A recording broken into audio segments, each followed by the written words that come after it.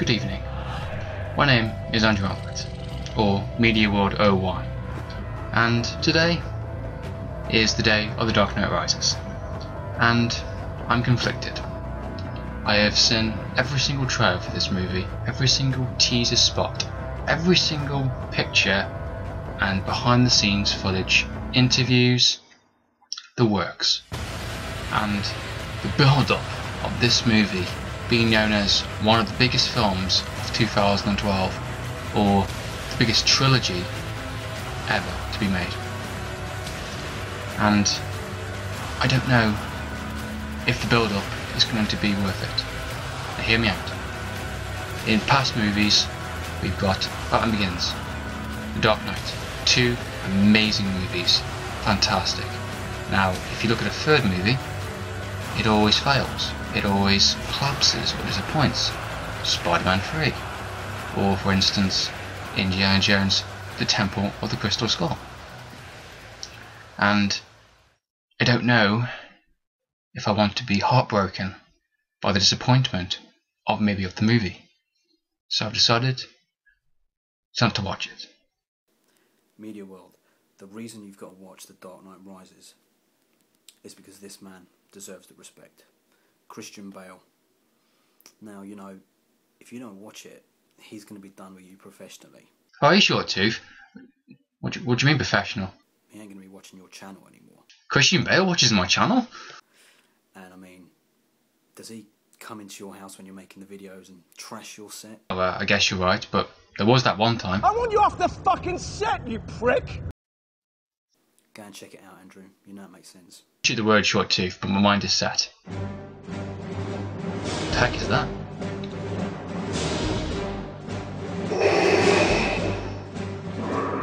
Vader? I thought you were dead. Andrew, I heard you're not going to see The Dark Knight Rises. What is wrong with you? No, wait, you didn't die. You came back in the third movie. No, wait, that was a prequel. Fucking George Lucas. Anyway, there's nothing wrong with me, Mr. Vader. Christopher Nolan's last Batman movie, his epic. The end of a trilogy. The legend ends. You do not want to see it? What is wrong with you? I find your lack of faith truly disturbing. Well, I find your prequels disturbing.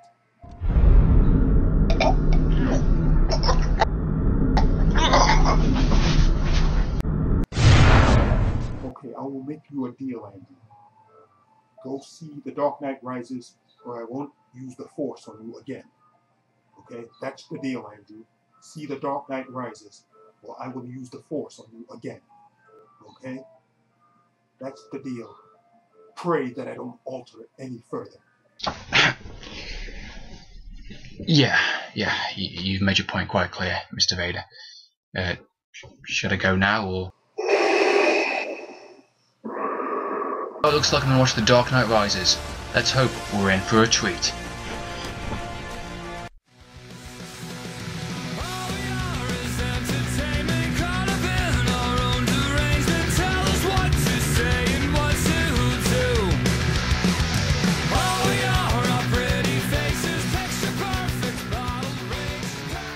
Hey, Andrew for Media World, and I have just got back from watching The Dark Knight Rises. I have my official ticket to clarify that I have been.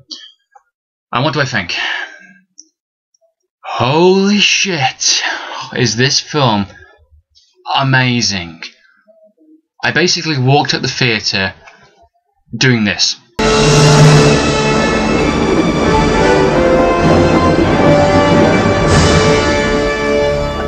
This movie is everything I wanted to see and so much more. Christopher Nolan has outdone himself by miles. I've personally thought this is better than Dark Knight myself. That's personal preference. But to be honest, I have to agree with Jeremy Johnson what he said. You can watch Batman Begins, Dark Knight Rises. You could like any one of those movies and I would not argue or disagree with you in any way. All three movies work beautifully together and they're just done really well. I am so happy that this final chapter, this final installment, brought a whole new level to the characters, to the storyline, to the arc of Batman, and didn't disappoint at all. The trailers weren't misleading or anything. You know, it was everything they wanted to see. I'm speechless. Literally, I walked out of the theatre, I'm speechless. I went to the very first showing of the day, 11:30, and a fantastic movie experience. I was worried about the fact that kids might, whinge and moan for the entire movie, being it's a 3-hour movie. But no, there's no problems though. There was no people talking, no people complaining, people whispering kind of thing. I had a great movie experience, really fantastic audience. There even was a couple of yays when the movie started, which was like, yes, this is the movie experience, this is the atmosphere I wanted. Really fantastic. Really enjoyed, blast watching this movie. For a 3-hour movie, it doesn't feel like a 3-hour movie if you kind of get that. It wasn't kind of Lord of the Rings kind of drag kind of style. It was actually a nice pace, nice timing, really fantastic. So yeah, I'm going to be reviewing The Dark Knight Rises. I'm going to talk about the storyline, the characters, the genre, anything else I think is important to mention talking about this film. There's going to be no spoilers in this review, so if you're worried about that, there'll be no spoilers at all. I want to do a tiny, minor spoiler for maybe certain scenes, but I'm going to try no spoilers whatsoever, so don't worry. So yeah, let's talk about The Dark Knight Rises. Do you think he's coming back? I don't know.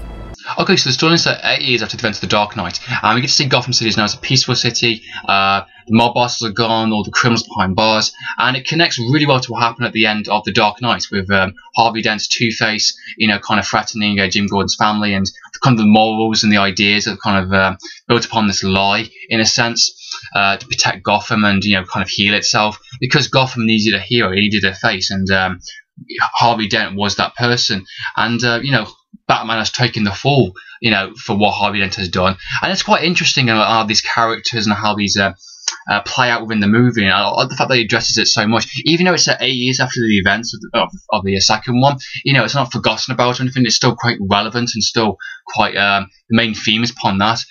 We get to see this party within the the trailers. This kind of Harvey Dent Day, this kind of charity day in a sense, of how praises him, and it's quite interesting for Jim Gordon's character because he has to kind of like praise this person even though he threatened his kind of family and their safety, and I kind of like the idea of that, and it's really fantastic. And Batman's gone now. He hasn't been around for 8 years. His character has served his purpose in a sense.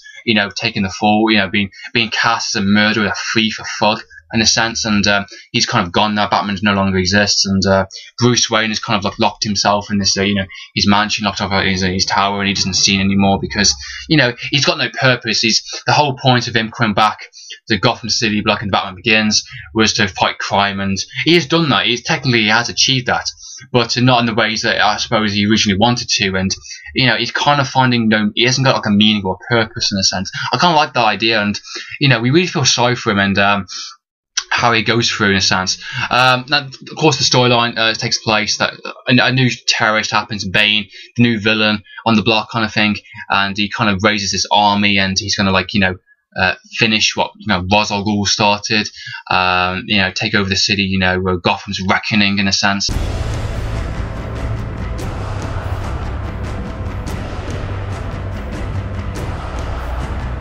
His mission is to destroy Gotham City and kind of destroy it from the inside out. Kind of like the same themes as Ra's al Ghul in a sense, and I like the idea that the connections between those and all that really fantastic. And of course, Batman has to come back. He has to stop him, and it kind of goes from there in a sense. There's a lot of things that I don't want to talk about, for spoiler reasons. But yeah, the storyline I thought was absolutely fantastic, amazing. It's hard to say. It's like, is this movie, storyline wise better than Batman Begins or The Dark Knight? To be honest, they're all fantastic. Personally, I thought The Dark Knight Rises was better than the first two. That's personal preference, mainly because of the scope of the movie and what it kind of linked in. It's kind of a hybrid between, Batman Begins and The Dark Knight is a hybrid of, making this movie, Dark Knight Rises. Storyline I thought was fantastic. Christopher Nolan's direction work was amazing. The visuals was stunningly fantastic. It's just amazing, absolutely amazing. Christopher Nolan was knowing what he was doing. He was making little links and references to the first two movies and bringing it all in and making it a full circle. Makes it really fantastic, and I really appreciate that. The kind of what the Bane saw as a villain, and how Batman was, and each character had a really good role in it, and how it kind of added to the story and how they saw this kind of world. And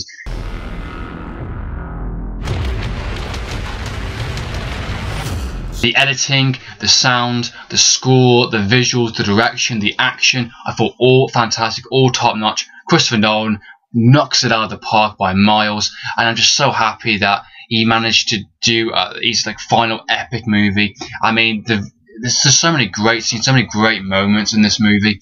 The scene, for instance, when the kind of cops, when Batman's basically the first time he's come back, he's on the motorbike again, and basically all the cops everywhere kind of chasing him. You know, there's a giant chaser in the city, and you get these really fantastic visual shots at night time, and the lights, the colours look amazing, sound amazing, and I'm just like, wow.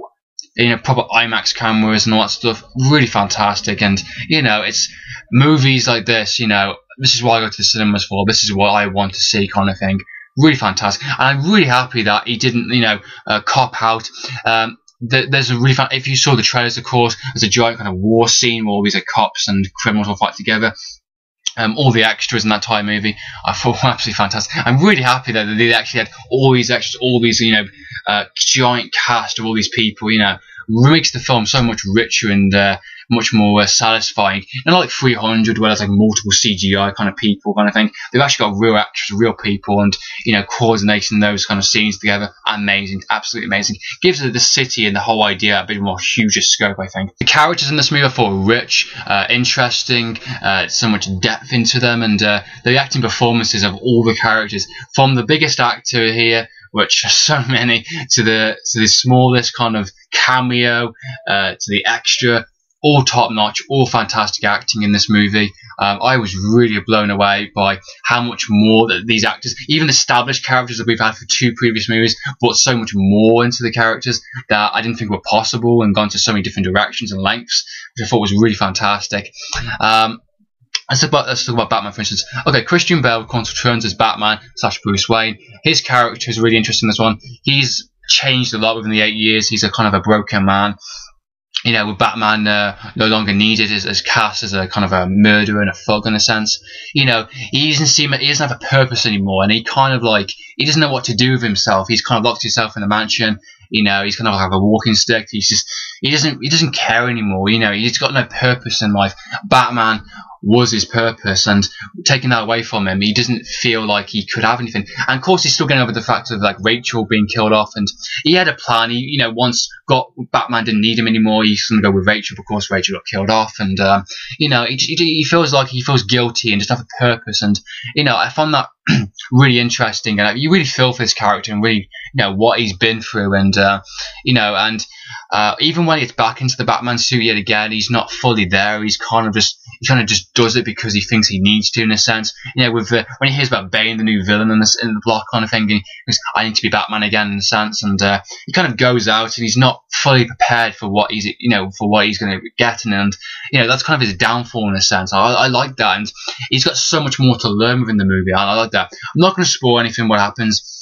His character goes through quite a bit throughout the entire movie, and there's so much more to his character that we have to learn and respect, and I found that really, really fantastic. And you know, Christian Bale, I thought he was really fantastic in this movie. He gives one fantastic final performance. He gives so much more as Bruce Wayne, so much more as Batman, and as we thought possible, and really fantastic. I like the new redesign of the suit. There seems to be kind of an each movie there was a new suit, and the suit in this one looked really, really good. And there's a couple of new gadgets also in the movie. I like the Bat aircraft. Really fantastic, and I like the jokes that go with it, and I like how he's used for the entire movie. Really fantastic, looks really great. Nice to see further development of his kind of gadgets and stuff. Really good. Another great actor in the movie is Michael Caine, played Alfred. Really fantastic, as always. Michael Caine, man, you can't beat him, man. He's amazing. You know, he's the voice of reason in the movie. You know, he's always supportive of Wayne and what he's trying to do, and you know, he's just trying to, you know, when Batman is trying to get back into the game again, you know, Bruce Wayne trying to be Batman again, and he's like trying to give him a warning, and like, you know, you're not prepared for this. You know, he's not trying to doubt him or trying to put him down. He's just saying, you need to think about this, you need to think wisely. And you know, he knows what he's gone through for those 8 years, and he's been beside him, and you know, he is the voice of reason. And you know, he's not hugely in the movie as much as I would like him to be, but I can understand the reasons why, in a sense, you know, with the reasons in the movie why. But yeah, he's really fantastic in this movie, and you know, it's always a pleasure to see Michael Caine. He's really fantastic as his character as Alfred, and always nice to see him on screen. A great actor is Gary Oldman, plays Commissioner Gordon. He's really fantastic in this movie also, and I like his character and what he's been through in his 8 years, and the idea of he's kind of like praising this you know, murderer, and the person that kind of pointed a gun at his son, and he hates the idea of that, and the truth is kind of burning away from him inside, but he knows it's for the greater good in a sense, because you know, this You know, the streets are cleaner, the mob bosses are gone, and if he tells the truth, it all comes collapsing down. And he sees Batman as a hero still. He still wants Batman to come back and do good. And he is a very fantastic character, and he's not an idiot. Of course, he picks up on the Bane track and what he's kind of doing in the tunnels and all that stuff. And no one believes him. Everyone's after Batman. Everyone's Batman's head on the plate kind of thing. Going is an fantastic performance in this movie as Commissioner Gordon, and I like the relationship and the bond between him and Batman, and I really respect that. That's really natural, and it's built up over time, and it's really fantastic. Good stuff. Tom Hardy plays Bane in this movie. Really fantastic villain, a true match for Batman, a true nemesis, with Bane's character also being brought up in League of Shadows, and having the same training. The fight scene between those two is absolutely fantastic, and the very first fight scene they have together with him and Batman, I thought was amazing. The entire scene had no soundtrack. It was just them going at each other in a sense, and it's really fantastic, really emotional, really gripping stuff. And it's like, Jesus Christ, it's like, wow, this guy, it means business.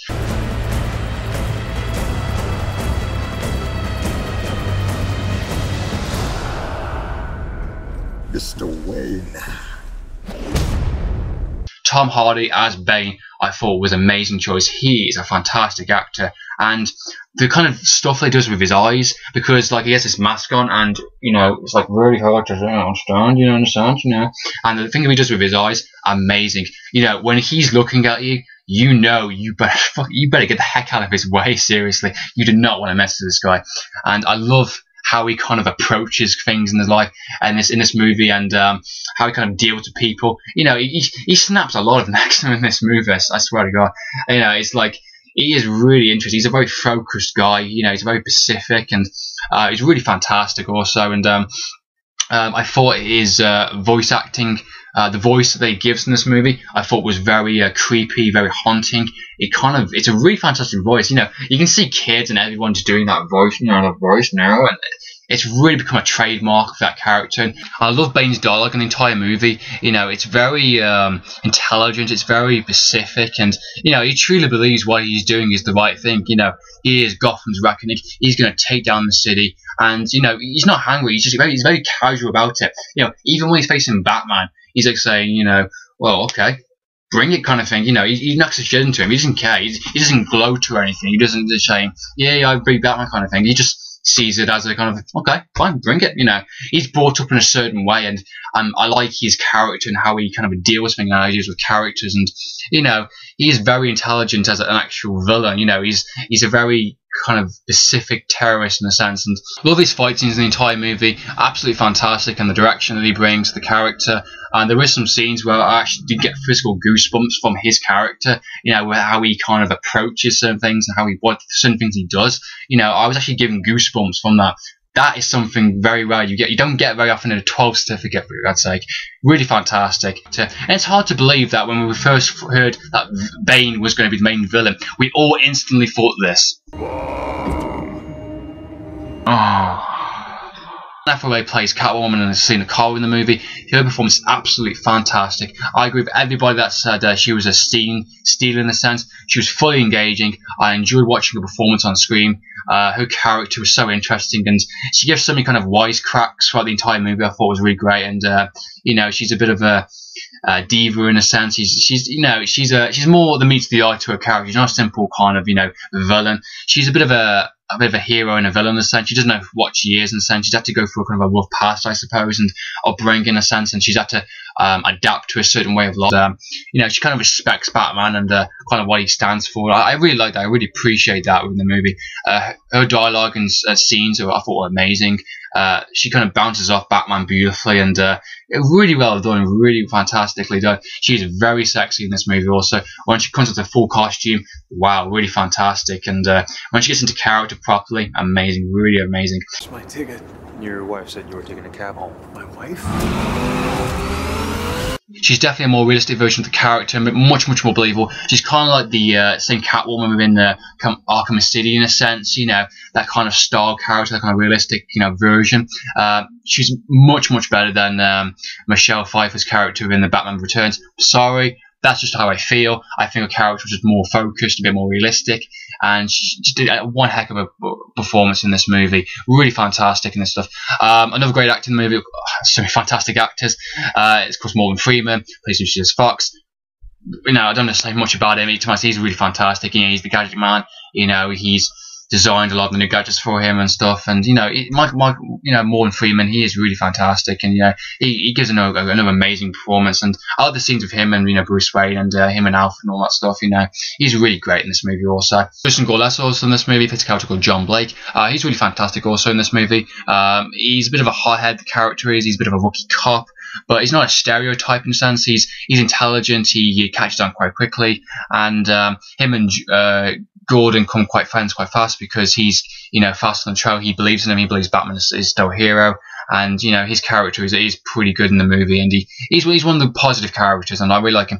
The direction that Christopher Nolan took with his character, I thought was very smart and very intelligent, and it makes you think in a sense.